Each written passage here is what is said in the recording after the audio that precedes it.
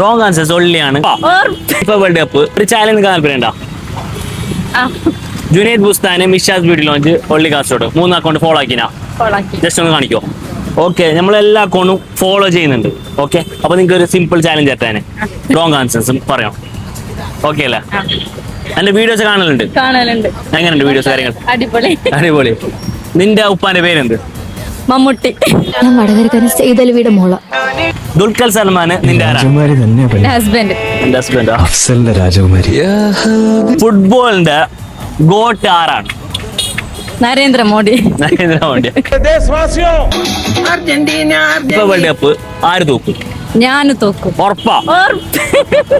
നോക്കാം.